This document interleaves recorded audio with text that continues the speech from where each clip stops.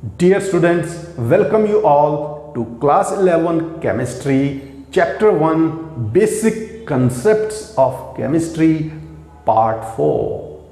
Most of the substances that we see around are compounds. They are composed of two or different types of elements. To understand a compound, we have to understand its composition. Composition means how much and what type of elements are present in a given compound. It can be very well explained by the percentage composition. Percentage composition. Percentage composition is the percentage of presence of elements by mass in a given compound. Let me write it. Percentage composition is percentage of each element present in a compound by mass. Mathematically, it is calculated as mass percentage of an element present in a given compound. Okay. It will be equal to mass of given element, of which we are going to calculate the percentage, multiplied by 100 and divided by molar mass of given compound. For example, we have to calculate the percentage composition of hydrogen and oxygen in water. Water, we know the formula is H2O. Molar mass of water is approximately 18.02 U. Mass of hydrogen, we can say atomic mass 1.008 U.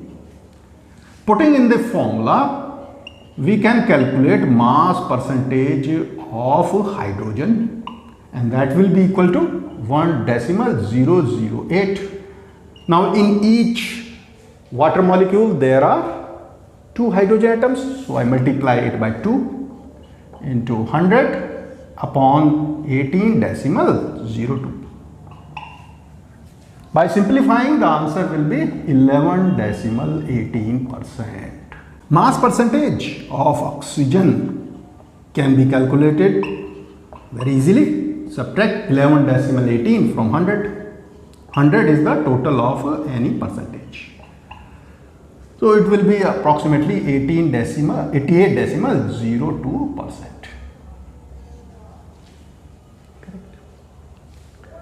Thus, by knowing the formula of the given compound, we can calculate the percentage composition of elements present in the compound. Other way around is also possible. Means by knowing the percentage composition of a compound, we can deduce its formula. Means we can develop the formula of a compound by knowing the percentage composition of elements present in the given compound. Let's understand how. Formula of a compound is the method of representation of various elements present in a compound in short form. Formulas are of two types. They are empirical formula, and the second one is molecular formula.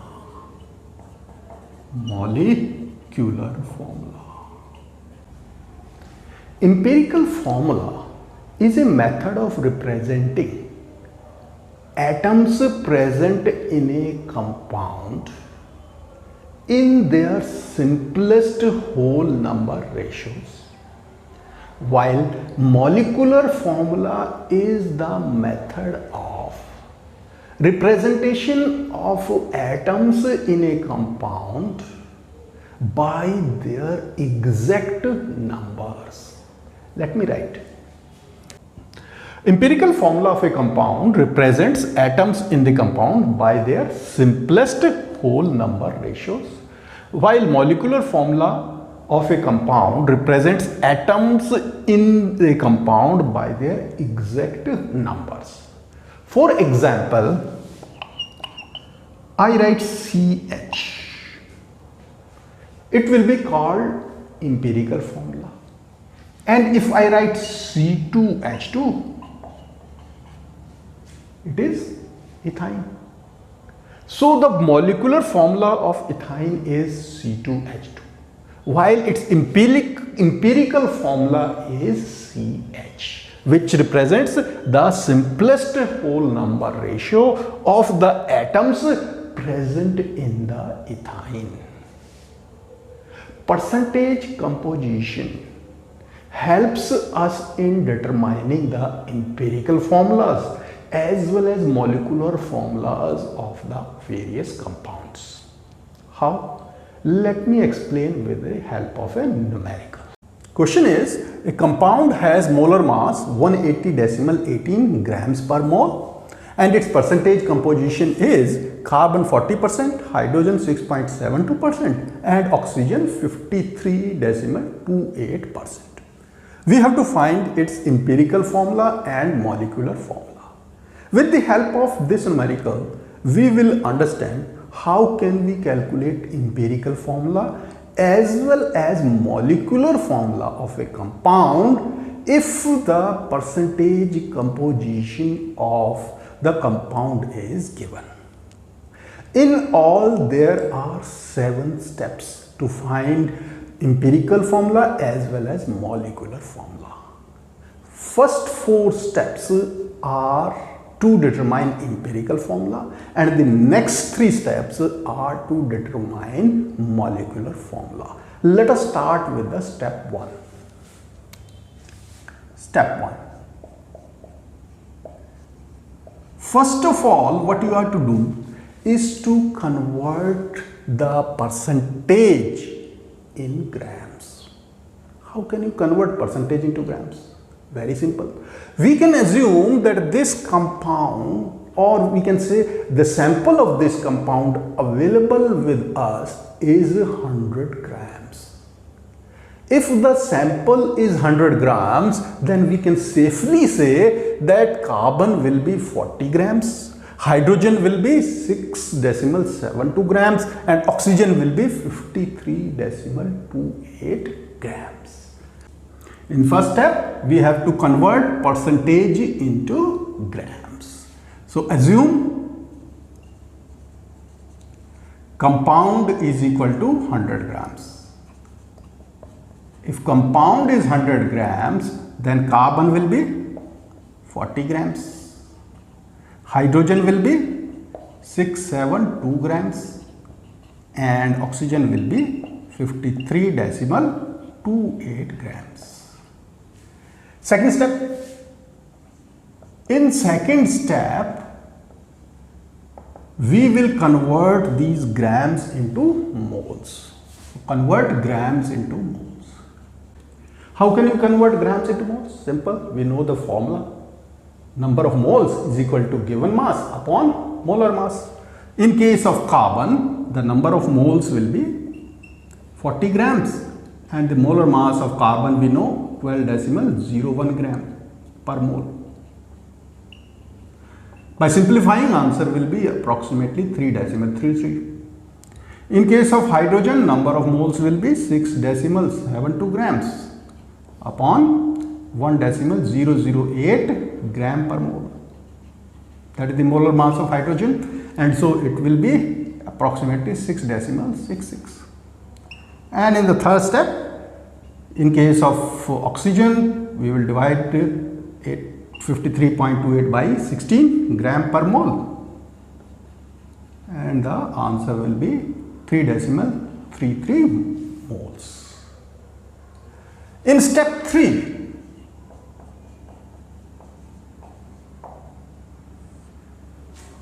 we have to see among these figures of number of moles, which is the smallest figure. Smallest figure we see is 3.33. There are two terms of 3.33. We can take one. 3.33 is the smallest term. We will divide all these moles by this smallest number.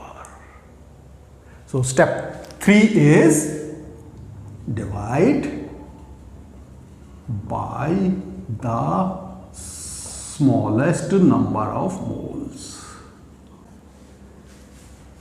In case of carbon, it will be 3.33 upon 3.33 equal to 1. It will be 6.66 upon 3.33 will be 2, and 3.33 upon again 3.33 it will be 1. Fourth step. In step 4, you are to write the empirical formula. How will you write the empirical formula?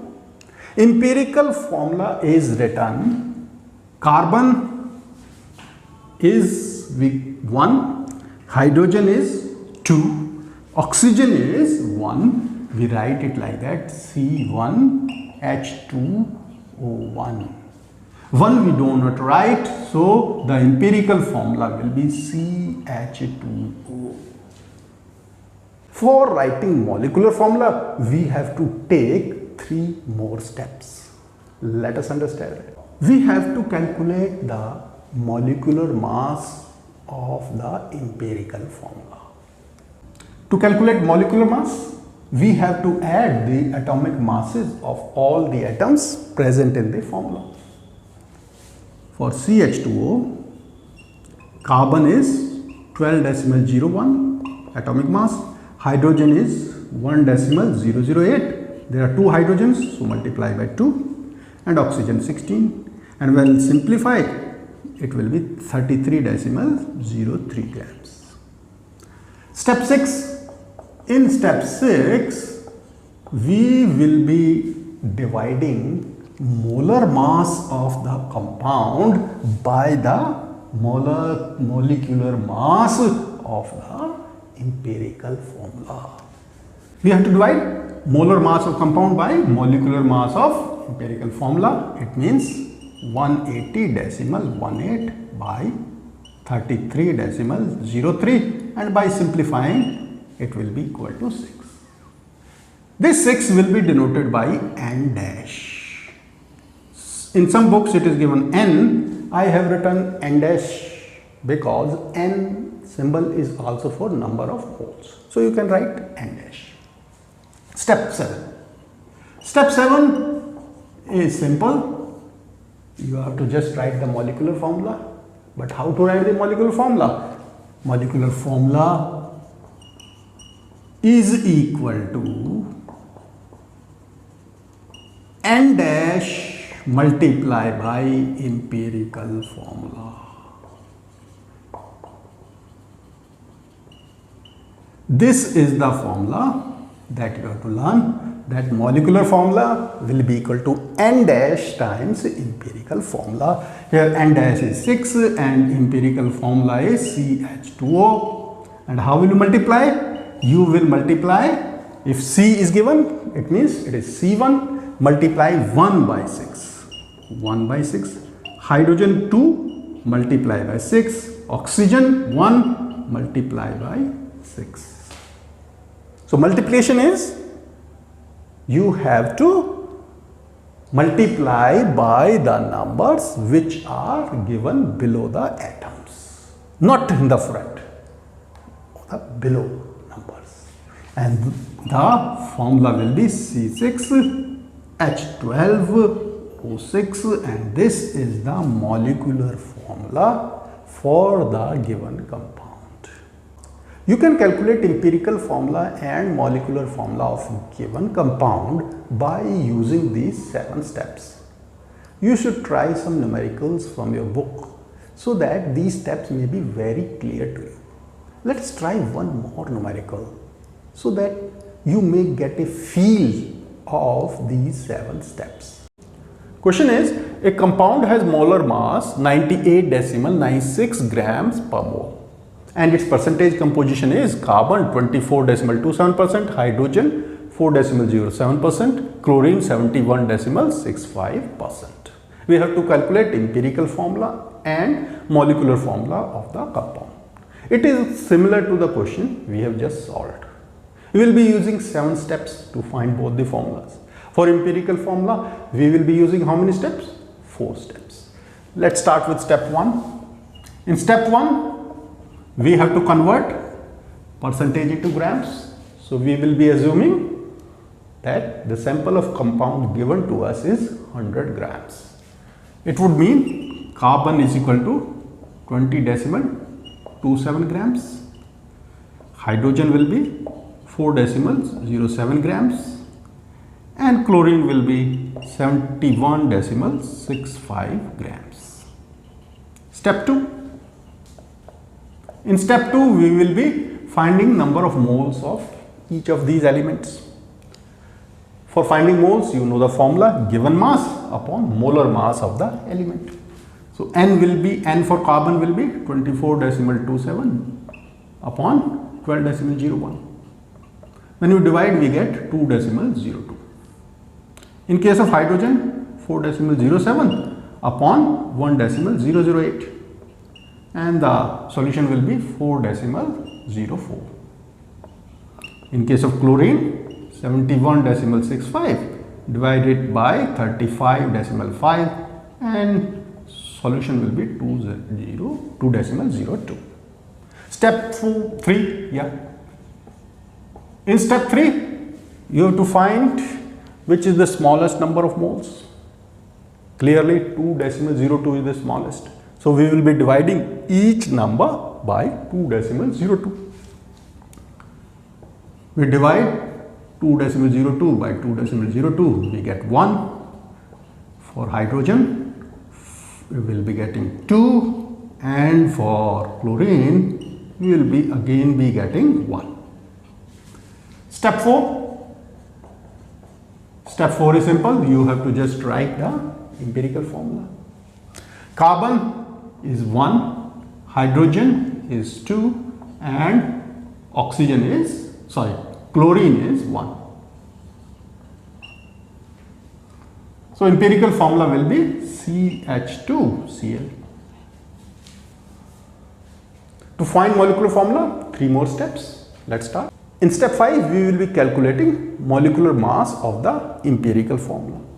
Molecular mass we will be calculating by adding the atomic masses of all the elements. Carbon has atomic mass 12.01. Hydrogen, it is 1.008. Since there are 2 hydrogen atoms, we will be multiplying it by 2, plus chlorine 35.5, and when you will add them, the answer will be 48.52. Step 6. In step 6, you will be dividing the molar mass of the compound by the molecular mass of its empirical formula. And it will be N dash. Whatever it will be, N dash. N dash will be 98.96 upon 48.52.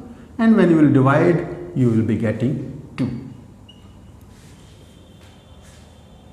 And step 7, you have to just write the molecular formula.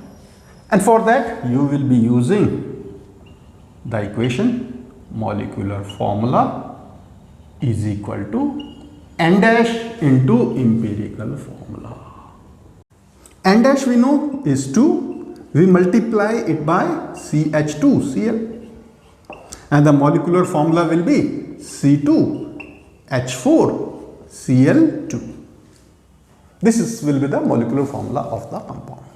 Another very important formula which you will come across when you will be solving the numericals, and that is molecular weight of the compound will be equal to N dash into empirical weight of the compound. Let me write it. So formula is molecular weight of a given compound will be equal to n dash times its empirical weight. N dash means molar mass of the given compound upon molecular mass of its empirical formula. Let's do one small question on this equation. Question is, a compound has molecular weight 90. Its empirical formula is CHO2. We have to find its molecular formula. We know two formulas. Molecular weight is equal to n dash into empirical weight. Also, molecular formula is equal to n dash into empirical formula. We have to find out molecular formula. Empirical formula is already given. So first we have to calculate n dash. Correct. N dash we can calculate from the first formula. How? Molecular weight we know is equal to 90. N dash we don't know, we have to calculate. Empirical weight, we will calculate empirical weight by adding the atomic masses of all the atoms present in the empirical formula. Carbon you can take 12, hydrogen you can take 1 and oxygen 16. There are 2 oxygen atoms, so 2, and it becomes 45. So n dash into 45 is equal to 90. N dash will be equal to 90 by 45 and it becomes 2. So molecular formula will be 2 multiplied by empirical formula CHO2. And molecular formula becomes C2H2O4. One more numerical I would like to explain to you regarding calculation of empirical formula using percentage composition. It has a special character in it that you must remember. Question is, find empirical formula of oxide of iron having percentage composition Fe is equal to 69.9% and oxygen 30.1%. To find the empirical formula, we need 4 steps. Step 1, we will be converting percentage into grams. We will assume that the sample of iron oxide present with us is 100 grams. So Fe will be 69.9 grams. Oxygen will be 30.1 gram. Step 2. In step 2, we will be finding number of moles of iron and oxygen. Number of moles of iron will be 69.9 given mass upon molar mass 55.84. And when you divide it, it will be approximately 1.25. Number of moles of oxygen will be 30.1 upon 16. And the result will be approximately 1.88. Step 3. In step 3, you have to divide by the smallest number of moles, both the terms. Smallest is 1.25. So 1.25 upon 1.25. It becomes 1. 1.88 upon 1.25. It will be approximately 1.5. If you get ratios which are in fraction and such that you cannot easily round them off, you have to take one more step. You have to convert this ratio into a whole number.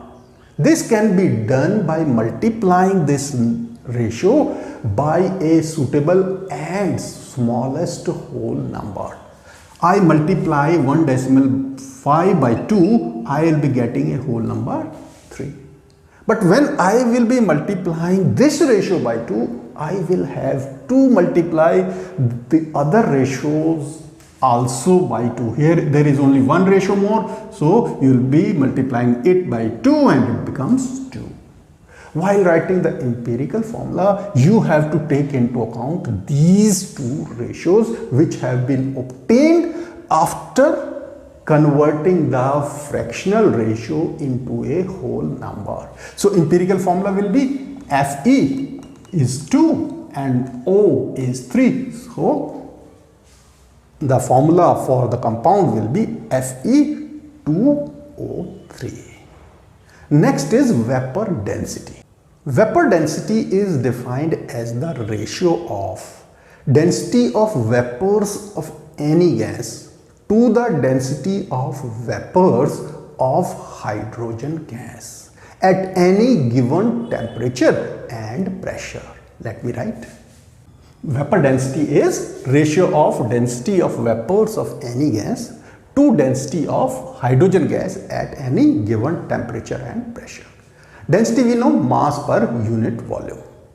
Vapor density can also be defined as mass of a given volume of gas at given temperature and pressure divided by mass of equal volume of hydrogen gas at same temperature and pressure. Let me write. Vapor density is mass of given volume of gas at certain temperature and pressure divided by mass of equal volume of hydrogen gas at same temperature and pressure. This formula can be rewritten according to Avogadro's law.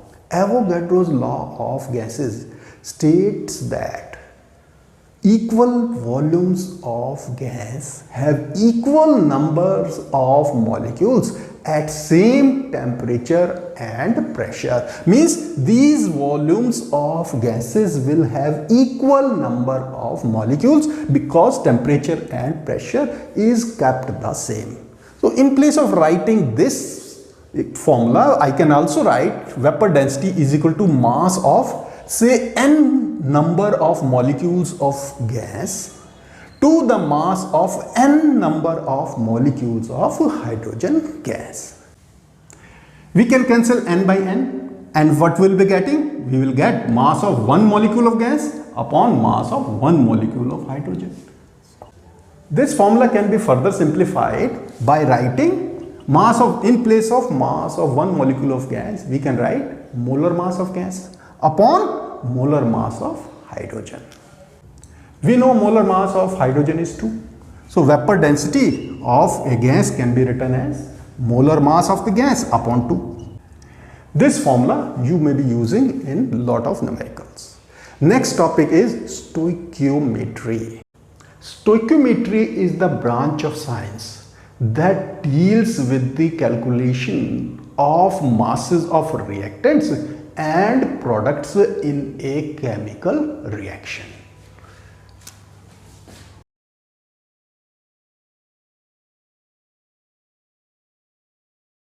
Stoichiometry deals with calculation of masses of reactants and products in a chemical reaction. It consists of two words, stoichion plus metry. Stoichion is a Greek word and it means element. Metry means measurement. Stoichiometry deals with calculation of masses of elements present in a chemical reaction. Stoichiometry depends on the law of conservation of mass. That is, the masses of reactants is always equal to masses of products in a chemical reaction. In stoichiometry, we use molecular formula of the molecules or substances or compounds involved in a chemical reaction.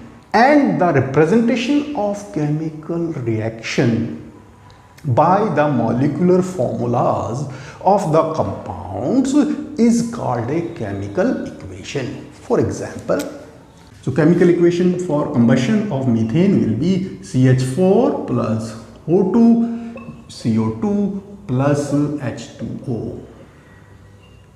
To satisfy the law of conservation of mass, I have to balance the equation. For balancing the equation, I will be using the coefficients, and I will be using a coefficient 2 with O2 molecule and 2 with the H2O molecule.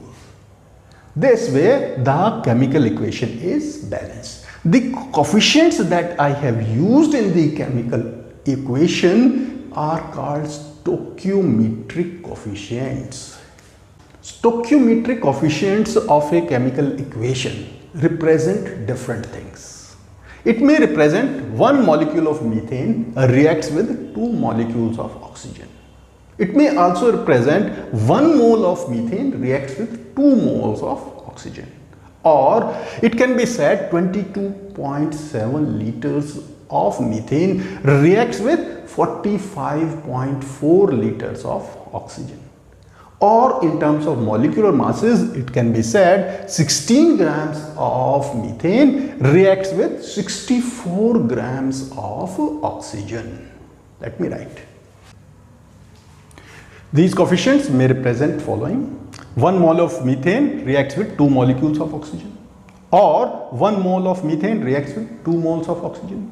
22.7 liters of methane gas reacts with 45.4 liters of oxygen gas, or 16 grams of methane reacts with 64 grams of oxygen. In stoichiometry, we will be first learning the balancing of the chemical equations. Combustion of methane is to be balanced. There are different methods to balance a chemical equation. I like the method most is the algebraic method. In this method, you have to assume the coefficients of each of the compounds or molecules. Assume methane as having coefficient A, oxygen having coefficient B, carbon dioxide having C, and water D. In next step, we will write all the atoms present in the chemical equation. Carbon, then there is hydrogen, and then there is oxygen. Carbon, on the reactant side, there are how many carbon atoms? A, because coefficient is A. The number of carbon atoms present on the reactant side must be equal to the number of atoms present on the product side. Law of conservation of mass has to be satisfied. So A should be equal to C. In case of hydrogen, here it is 4 hydrogens, so it will be 4A. And on the product side, there are 2 hydrogen atoms, so 4A will be equal to 2D. In case of oxygen, here on the reactant side, it will be 2B. And on the product side, in carbon dioxide, it will be 2C, plus in water, I can write D. In the next step, I will be assuming any of these coefficient equal to 1. I assume A is equal to 1. You can assume any one of the coefficients as 1. I have assumed A is equal to 1. If A is equal to 1, then C will also be equal to 1. I put the value of A here. By putting the value of A here, I will be getting 2D is equal to 4 into 1, and D will be 4 by 2 equal to 2. Here 2B will be equal to C. I have already calculated 1, so it will be 2, and D is 2. So I put 2 here. B will be equal to 4 by 2 is equal to 2. Since we have found the value of each of our assumed coefficient, put the values that we have found of these coefficients in the equation. So equation will be CH4, 1 we do not use, B is 2, so it will be 2O2, C is again 1, so it will be CO2, and D is 2, so it will be 2H2. And thus the equation is balanced. Let us try some more examples. Equation is combustion of aluminium. First step, I will be assuming the coefficients. It will be A for aluminium, B for oxygen, and C for aluminium oxide. Second step, I will be writing all the atoms present in the equation. There are 2 atoms, aluminium and oxygen. On reactant side, aluminium atoms are A, and on the product side, there are 2, so it will be A equal to 2C. Oxygen on reactant side it will be 2B, and on product side it will be 3C. I will be assuming any one of the coefficients equal to 1, so let A is equal to 1. If A is equal to 1, then 2C will be equal to 1, that is C will be 1 by 2. Here 2B is equal to C, I have already calculated, 3 into 1 by 2 and 3 by 2. So B value will be 3 by 4. Put the values of the coefficients in the equation. It will be Al aluminium and 3 by 4 O2 and 1 by 2 Al2O3. These fractions are to be converted into whole numbers. To convert them into whole numbers, multiply the equation by 4. 4Al plus 3O2, 4 will cancel 4, and here 2 will cancel 4, and it will be Al2O3. Correct? Next equation is copper react with nitric acid. First step, we have to assume the coefficients. I may write A here, B, C here, D here and E here. Second step, write all the atoms present in the equation. First it is copper, then it is hydrogen, then it is nitrogen, and the last is oxygen. Next step, number of atoms on reactant side should be equal to number of atoms on the product side. On reactant side copper is A, and on product side it is C, so A is equal to C. For hydrogen, B will be equal to 2E.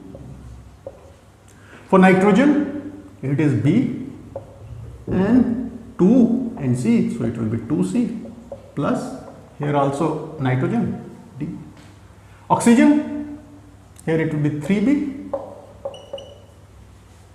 3 to the 6 and C 6C,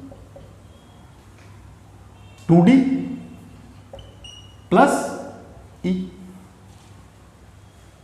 Let us assume any one of the coefficients equal to 1. So I assume A is equal to 1.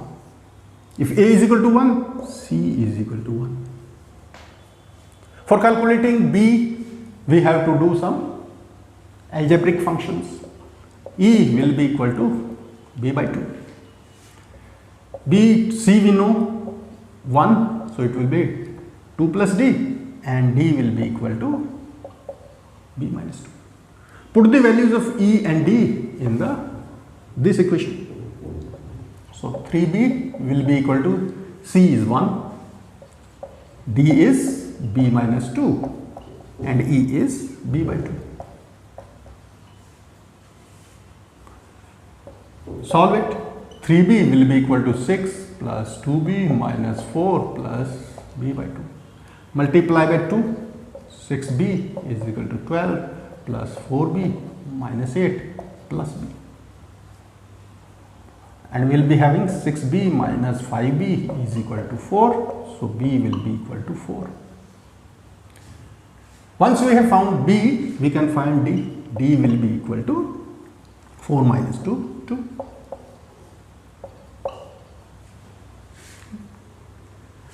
E we can find, B is 4, so 4 by 2. Put this value in the equation. It will be Cu plus B is 4HNO3 equal to C will be 1 Cu. Here C is 1, NO3 got twice, plus D is 2. So it will be 2NO2 plus E is 2, so it will be 2H2O. You should practice balancing some chemical equations. Next very important topic, and lot of numericals are asked from this topic, and that is limiting reagent. Limiting reagent. Let us consider the balanced chemical equation of combustion of methane. As per the balanced chemical equation and taking into consideration molecular masses of the reactants, I can say 16 grams of methane, 16 grams is the molecular mass of methane, reacts with 64 grams of oxygen. Oxygen has a molecular mass of 32 and there are 2 molecules of oxygen, so 2 into 32. It means 16 grams of methane requires 64 grams of oxygen so that the reaction is completed. Actually, when the reactions are carried out, the quantities of masses of reactants are not taken as per the balanced chemical equation. The masses of reactants are taken in measurable quantities such that they can be used conveniently and easily. When we use different amount of masses of different reactants, there is always a possibility that the quantity of one reactant will be more than the quantity of other reactants. This reactant which is less available in the chemical reaction will be finished first, exhausted first. Once it is exhausted, the chemical reaction stops. In a way, this reactant available in less quantity acts as a limiting agent. It limits the amount of products formed. That is, it does not let the reaction completed so that all the reactants may be consumed. One more important thing. In the chemical reaction, the reaction happens not on the basis of masses of the reactants, but they happen on the basis of number of molecules of reactants present in the chemical reaction or number of moles of the molecules present in the reactants. Let me write it. Actually, reactions are carried out with amounts of reactants different than amounts required in a balanced chemical equation. Reactants are taken in quantities which are conveniently measurable. There is always possibility one reactant may be present in less amount than other reactants. Reactant with least amount is consumed first, and on exhaustion means once it is finished, reaction stops and no further amount of product is formed. It means production of product is limited by this reactant, and therefore such a reactant which is in less amount and which limits the production of product is called limiting reagent. One more important point, chemical reactions happen on the basis of number of moles of reactants available or the number of molecules of the reactants available. To solve the problems of limiting reagent, let me tell you a simple and easy method. Once you are able to learn it, the solving of the numericals related to limiting reagent will be very easy for you. Question is, if 54 grams of aluminium is reacted with 160 grams of oxygen, find mass of product formed. The quantity of product formed in the reaction will depend on the limiting reagent. So first we have to find the limiting reagent and the amount of limiting reagent available for the reaction.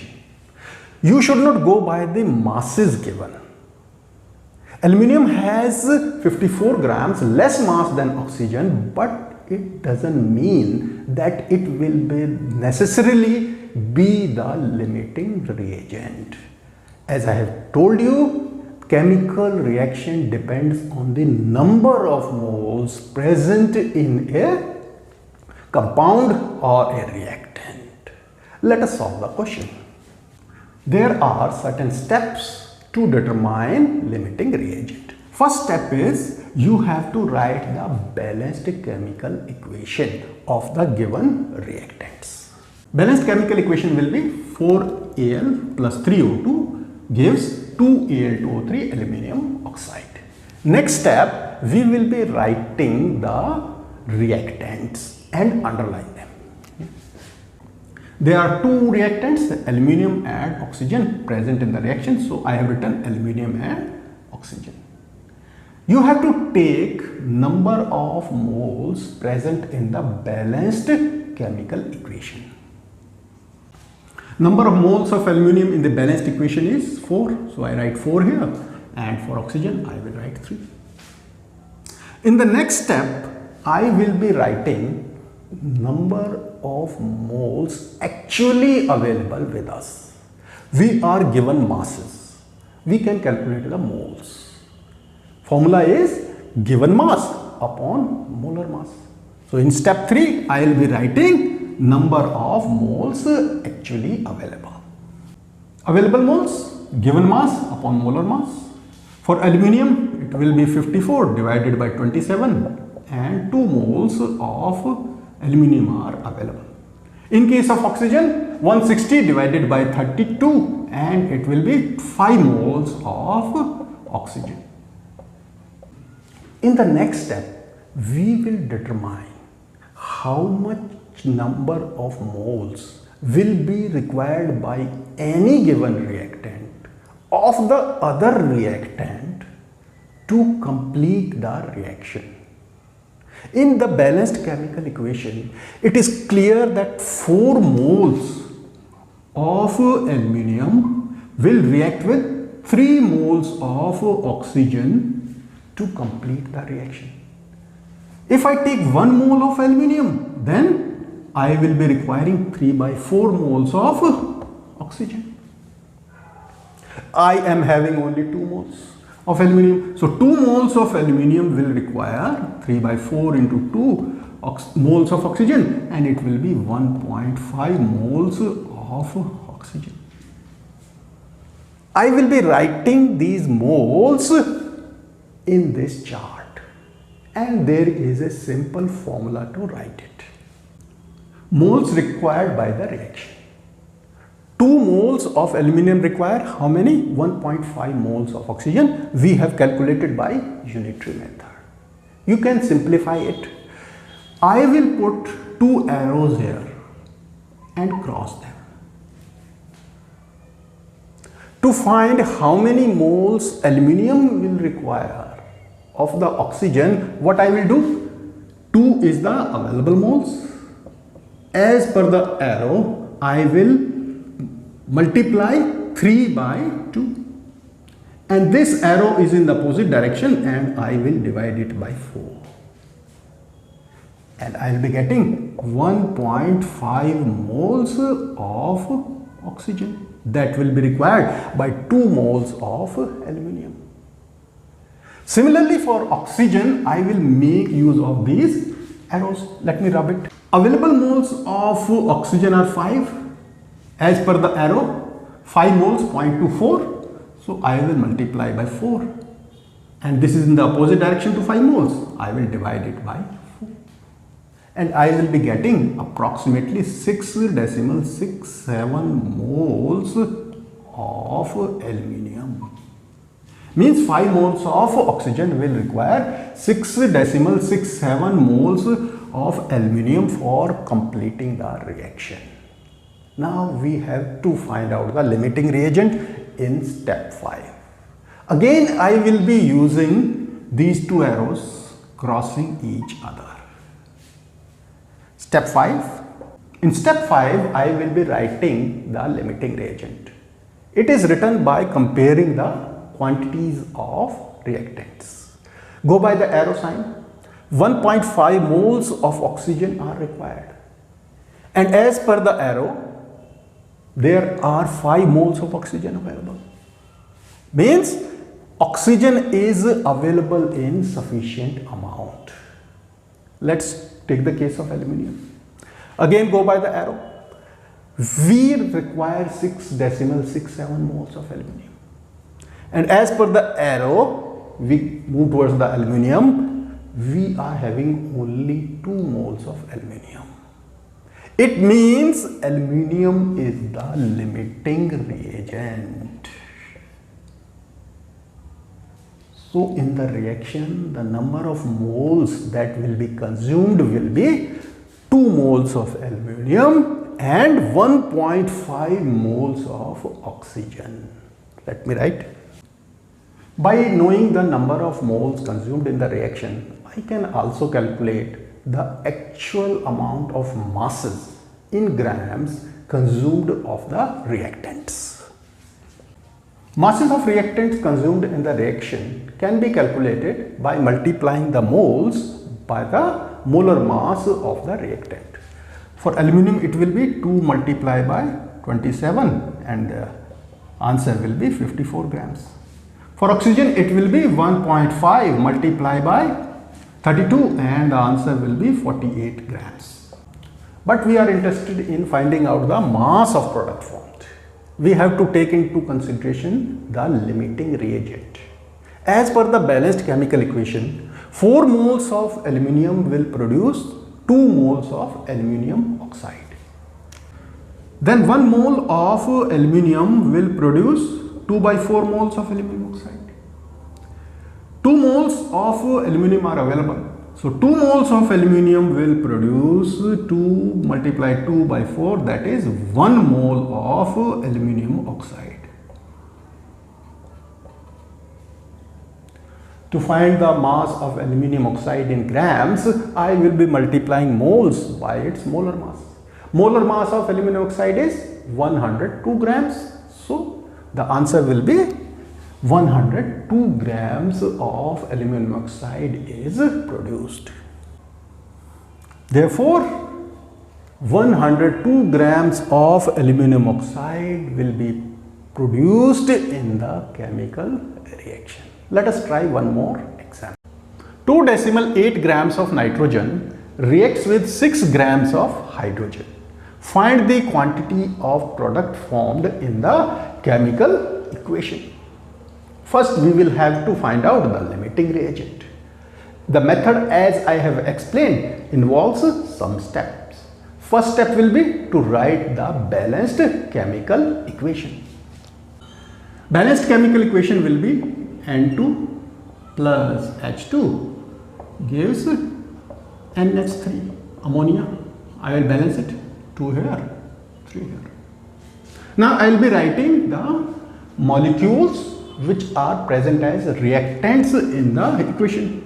So reactants will be N2 and H2. I will prepare a chart of the steps to be taken.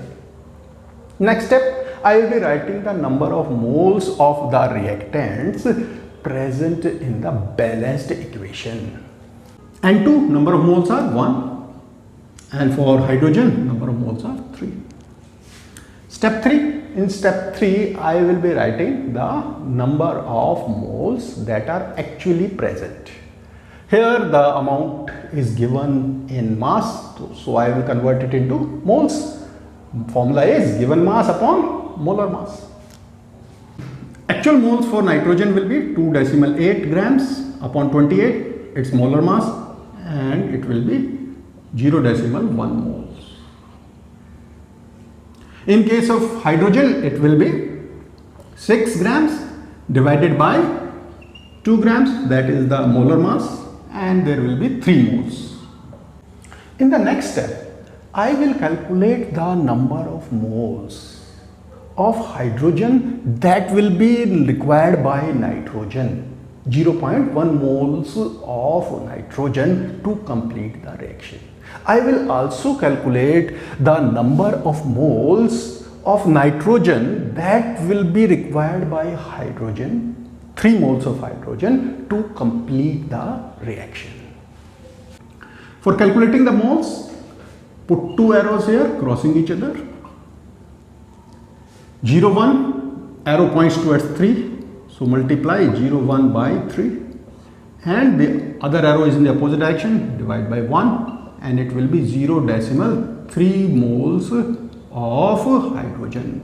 So 0.1 moles of nitrogen will require 0.3 moles of hydrogen. Similarly for hydrogen, again you have to see the arrows, 3 and it is pointing towards 1. So 3 multiply 1 and divide by the arrow going the opposite direction, and it will be 1 mole of nitrogen. Next, I will be finding the limiting reagent. For determining limiting reagent, I will put another arrow, 2 arrows crossing each other. Compare this one and this one. 0.3 moles of hydrogen are required and present moles are 3 moles, available moles are 3 moles of hydrogen. So hydrogen is in sufficient amount. In case of nitrogen, 1 mole of nitrogen is required, while available are only 0.1 moles. That is, nitrogen is the limiting reagent. Nitrogen being the limiting reagent, 0.1 mole of nitrogen will be completely consumed, and it will require how many? 0.3 moles of hydrogen. In the next step, I will be finding the number of moles of product formed. For that, I will be using the unitary method. As per the balanced chemical equation, 1 mole of nitrogen will produce 2 moles of ammonia. If 1 mole of nitrogen produces 2 moles of ammonia, then 0.1 mole of nitrogen will produce 2 multiplied by 0.1, and the answer will be 0.2 moles of ammonia. To find the mass of product in grams, I will be multiplying moles by the molar mass of ammonia. To find ammonia produced in grams, I will be multiplying the number of moles by the molar mass of ammonia. Mass of ammonia produced will be 0.2 moles multiplied by 17. 17 is its molar mass, and the answer will be 3.4 grams. Next, we will take up a numerical wherein mass of one of the reactants in grams will be more than the mass of the other reactant, but still it will be a limiting reagent. Question states 10 grams of hydrogen reacts with 64 grams of oxygen. Find the quantity of product formed in the chemical reaction.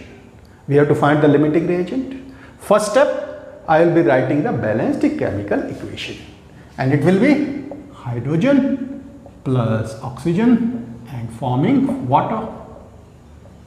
Balance 2H2, and here it will be 2H2O. Next step, I will be writing the molecules present in the reactants. There is hydrogen and there is oxygen. Next step, what are the moles in the balanced equation? 2 moles of hydrogen and 1 moles of oxygen.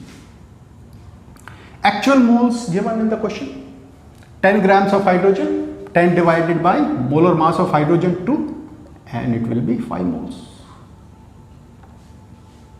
In case of oxygen, 64 grams divided by 32, its molar mass, and it will be 2 moles of oxygen.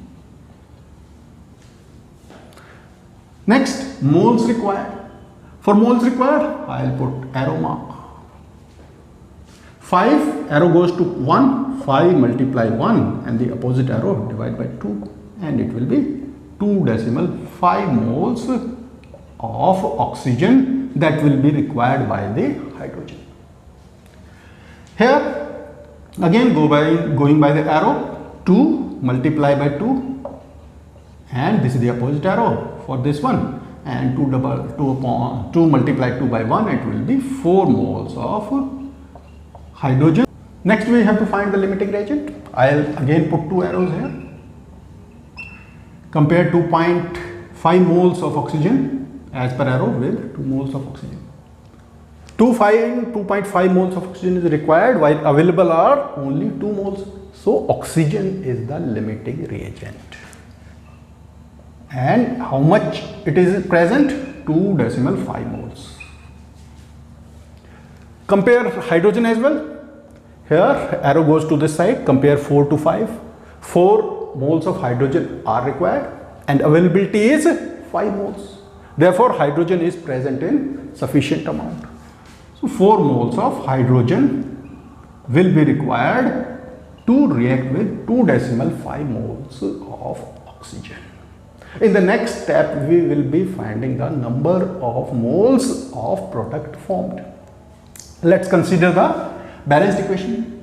We are to take limiting reagent into account. 1 mole of oxygen will produce 2 moles of water. Then 2.5 moles of oxygen will produce 2 multiply 2.5 moles of water. So 5 moles of water will be produced. To find the mass of product in grams, I will be multiplying 5 moles by the molar mass of water, that is 18. Answer will be 90 grams of water produced. Here we come to the end to the topic limiting reagent. Also we come to the end of part 4 of the chapter Basic Concepts of Chemistry, class 11 Chemistry. I will soon be meeting you in part 5. Till then, keep working hard and thanks.